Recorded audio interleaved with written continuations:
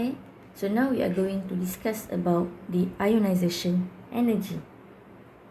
Okay, so ionization energy is the minimum energy required. So that means we have to absorb the energy to remove 1 mole of electron in its ground state from an atom in gaseous state. Okay, so maksudnya kita ada 1 mole of electron in gaseous state, sebab tu kat sini gas. So kita remove that 1 mole of electron. So dalam equation ni 1 ni merujuk kepada 1 mole. So kita akan remove 1 mole of electron. So bila kita dah remove 1 mole of electron, kita akan dapat M plus lah. And delta H kat sini nilai dia mesti positive because we are absorb energy. Okay, sebab dia perlukan energy yang kita absorb untuk remove that 1 mole of electron. Okay, so the hydrogen atom is ionized when electron is removed. Okay, macam mana berlakunya ionization ni? Macam mana untuk menghasilkan ion ni? Apabila electron is removed from ground state. Maksudnya ground state tu adalah from n equal to 1 to n equal to infinity. Okay, kiranya kalau kita tengok dari segi, kita kat sini. Okay. Kalau kita try lukis dari segi energy level, n equal to 1 contohnya, kan? So makin lama dia punya n ni makin kecil, kan? Sebab dia makin jauh daripada apa ni, nukleus. So energy tu makin lama makin kecil kan, sampailah nanti kita akan dapati macam dah tak ada jarak antara line-line, sebab dia makin dekat. Masa tu kita kata n tu adalah sama dengan infinity. Maksudnya elektron tu, katakan dia ground state dia kat sini, kita nak remove dia. Kan biasa sebelum ni kita discuss elektron from ground state, bila dia absorb energy, dia akan pergi kepada higher energy level. So tempat ni kita panggil excited state. Betul? Lepas excited state, electron at excited state is unstable. So dia akan falls back, dia akan turun balik. Itu yang biasa kan dalam Bohr atomic model. Tapi untuk ionization energy ni, based on the definition, kita nak remove electron tu, dia mesti, bila kita nak remove electron untuk menghasilkan ion, dia mesti remove daripada sini terus sampai infinity. Bila dia sampai infinity, kiranya dia tak turun balik dah lah. Faham tak? Sebab bila dia remove electron sampai infinity, barulah, contoh kita ambil M tadi kan, M atom in gaseous state. Bila dia remove electron sampai kepada infinity dan elektron tu dah tak turun balik, barulah dia dapat menghasilkan M plus ion ni tadi. Kan nama dia ionization energy. Okey? Sebab kita nak menghasilkan ion. Jadi elektron ni mesti keluar sampai ke mana? Sampai ke infinity. Sebab kalau tak sampai infinity, nanti dia turun balik. Jadi dia tak dapat nak hasilkan ion itu. Nampak ke? The point is, untuk ionization energy, bila kita nak tengok dari segi electron transition, so the electron transition to ionize an atom is when the electron is from the ground state, which is from n equal to 1 to n equal to infinity. So kalau kita nampak n tu equal to infinity, maksudnya kita nak menukarkan atom tu kepada ion lah, where we are going to remove the electron from the ground state to n equal to infinity.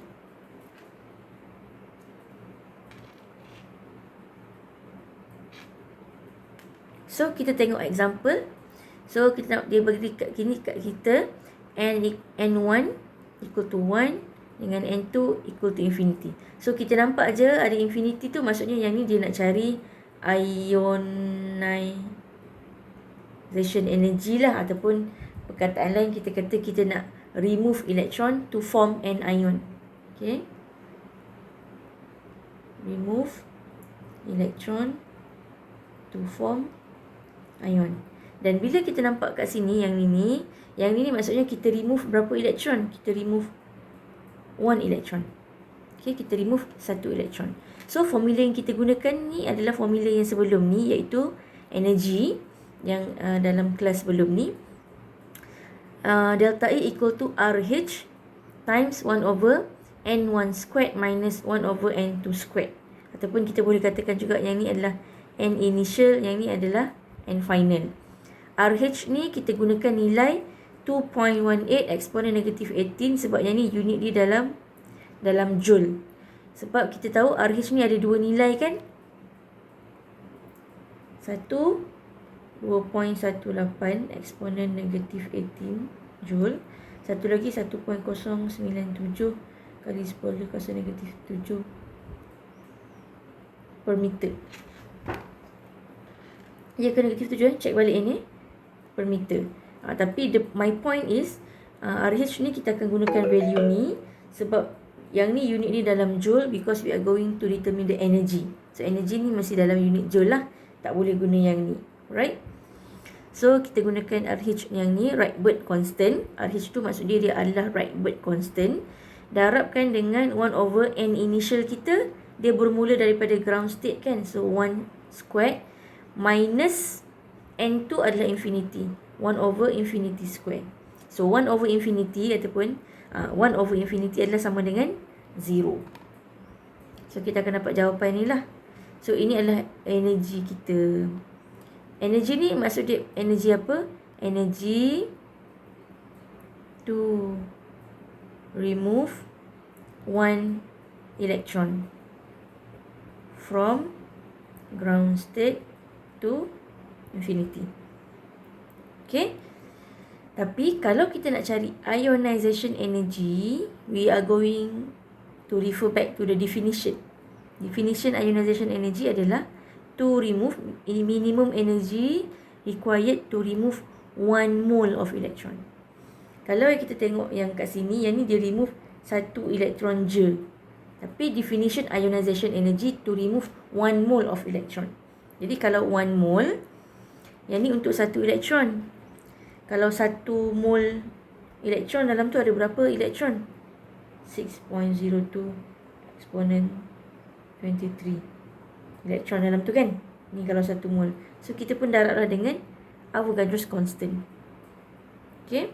Kita darab dengan Avogadro's constant.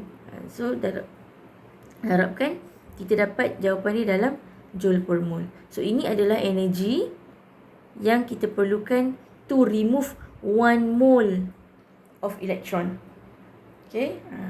Ataupun kat sini dia kata for 1 mole atom tu, maksudnya 1 mole atom, maka dia akan remove 1 mole electron lah.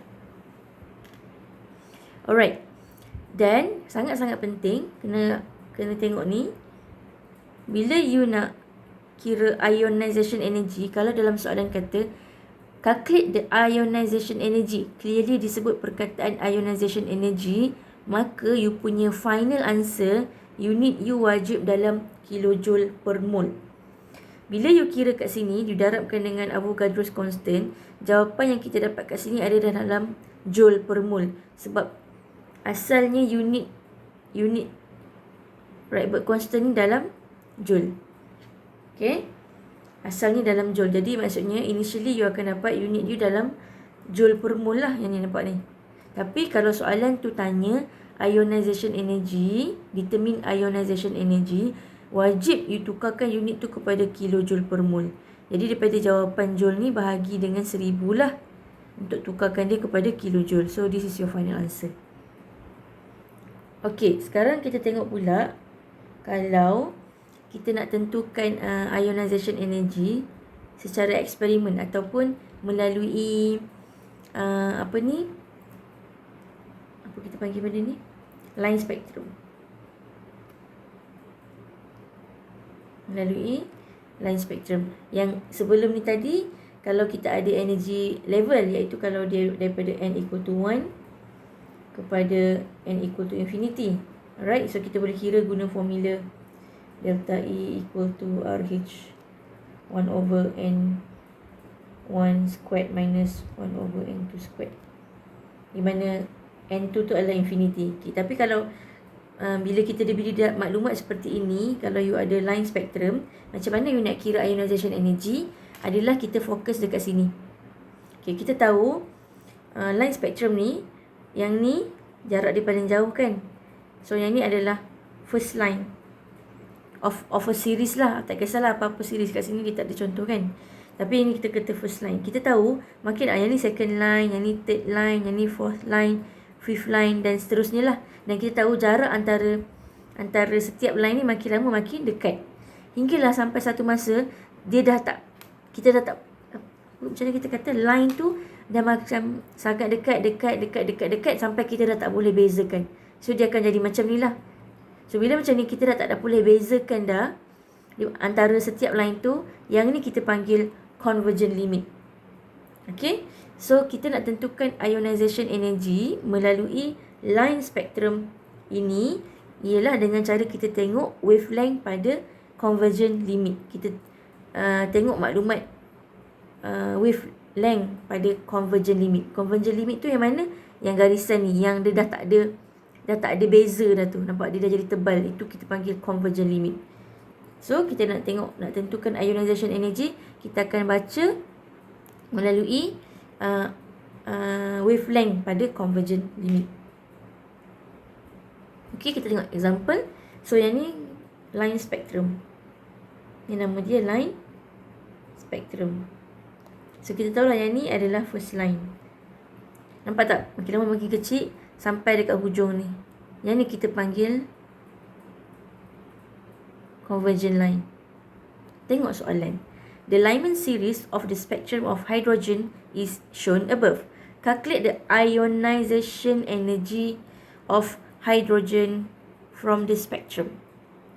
Okay, maksudnya kita nak cari ionization energy untuk hydrogen. So katakan hydrogen ni gaseous atom,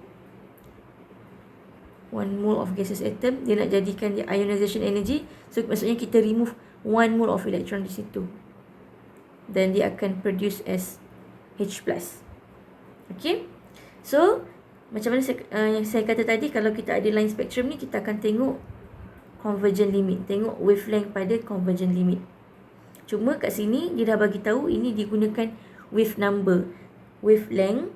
Kalau wave yang ni kita panggil wavelength, gelombang. Kalau 1/lambda, yang ni kita panggil wave number. Okay, wave number maksudnya ni 1/lambda. Alright, kita tengok solution dia. So kalau kita diberi maklumat seperti ini, so kita akan gunakan formula yang ni. Kita tak guna yang N tu lah. Kita masih lagi nak cari energy kan, ionization energy. So kita guna delta E. Kan kita ada dua, HV dengan delta E equal to HC/lambda. Jadi kita kena tengok kesesuaian lah. Yang ni kalau saya macam nak bagi nampak lagi, kita pecahkan, dia akan jadi HC darab 1/lambda. Macam tu kan. Yang ini sama dengan wave number tadi. Okay, so kita nak gunalah formula ni. H adalah Planck constant, yang ni. Okay, saya tunjuk ni, kita boleh refer balik yang ni lah. H tu adalah yang ni, Planck constant. C adalah speed of light, yang ni nilai dia. So yang ni you boleh tengok dalam list of selective constant kan, dalam table yang saya bagi tu, list of selective constant. Yang ni you tak perlu hafal pun, ada. Tengok saja betul-betul nilai dia, okey, beserta unit dia. Dan darab dengan 1/lambda kan. 1/lambda darab dengan 1/lambda darab dengan wave number. So wave number at convergent limit sekarang, sebabkan kita nak cari nak cari ionization energy.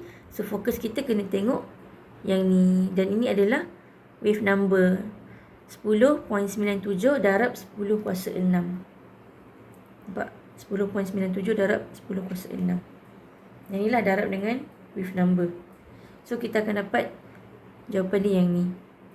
Okay. Dan soalan nak minta kita kira ionization energy, iaitu maksudnya we want to remove 1 mole of electron tadi. Okay, ataupun merujuk kepada 1 mole of atom tadilah. Hydrogen atom tu kita nak nak ionizekan 1 mole of hydrogen atom, where we are going to remove 1 mole of electron.